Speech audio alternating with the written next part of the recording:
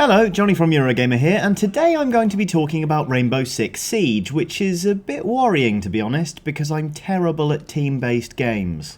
See, on my own I quite enjoy competing in stuff, and I don't generally mind whether I win or lose. In team-based scenarios, however, the idea I might let some people down takes over and I get a bit flustered.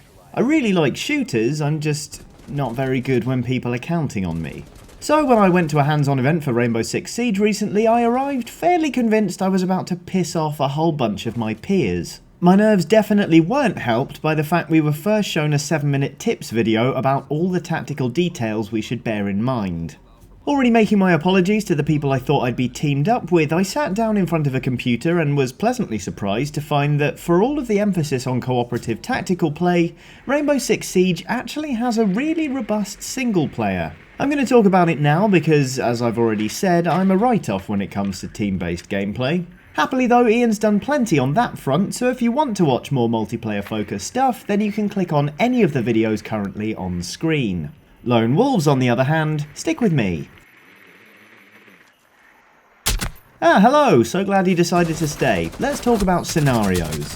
Rather than the separate and celebrated Terror Hunt mode, which you can play in a team or by yourself in Siege, these scenarios are designed for lone operatives only. There were 5 on offer, though I wasn't allowed to capture from all of them, and there was a 6th which was listed but locked. As well as the familiar find all the dudes and neutralise them shtick, the different scenarios can make you a sneaky hostage rescuer, a poor besieged soldier, a smart but vulnerable infiltrator, or the terrifying killbot we're all more used to. My favourite puts you in the shoes of an operative called IQ. As well as a silenced rifle, she's borrowed a handy gadget that detects electronic signals even through walls and helps her look like Buzz Lightyear. The electronic signal bit is extremely useful since she has to infiltrate a house absolutely littered with remote charges. You can neutralise these charges easily enough by shooting them, though in doing so, you do run the risk of bringing the anarchist cell members crashing down on your head, and they don't play nice.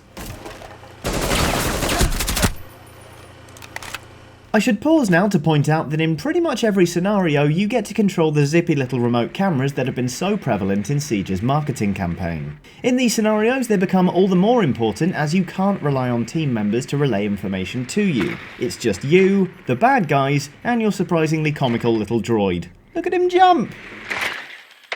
Anyway, I say this because information is key in Rainbow Six Siege. If you get impatient and go in all guns blazing, you're going to wind up in trouble very quickly. As I myself learned the hard way, tagging 7 out of the 15 enemies doth not the road to victory pave.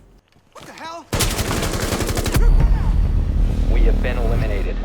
But the beauty of each scenario, with one exception which I'll talk about in a minute, is you get to set your own pace. Play carefully enough and you can prowl through the level as you plan your assault carefully, making you feel more powerful than one person against a whole house of anarchists with guns probably ought to. At points I found myself progressing at what felt like a justifiably glacial pace, and it's in this tension between being totally outnumbered and being smarter than your enemy that the joy really lies in Rainbow Six Siege's scenarios. I found it heavy going at first. They're strong enough in their own right to keep you coming back, challenging your abilities, particularly with the different difficulty modes, but most importantly, letting you set your own pace. Well, unless you're the one defending. Like I said, that's squeaky bum time. Talking about scary goings on though, the most nerve-wracking scenario by far flipped the tables, turning me into a defender charged with protecting a hostage from 3 waves of heavily tooled up enemies. Before each round I got the chance to lay razor wire and explosive charges to create deadly choke points, then in each round proper I got to scream and fire wildly into the air as the enemies came pouring through newly created holes in the wall in a beautifully coordinated assault. I didn't win, but it was still really fun and a valuable learning experience getting caught unawares by the AI. While we're talking about the AI actually, for the most part it's pretty good. Admittedly it's slightly unpolished in places. Enemies who haven't yet detected you for instance will often politely sit there until you've pumped the requisite number of bullets into them.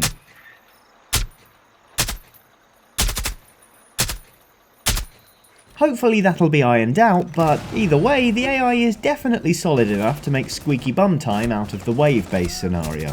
Oddly, playing this mode took me back to the summer of 2008 when I poured countless hours into playing Vegas 2 with my then girlfriend's housemate. We became the perfect killing team, kicking doors in and clearing the room as easily as flipping on a light switch, only with high-powered rifles.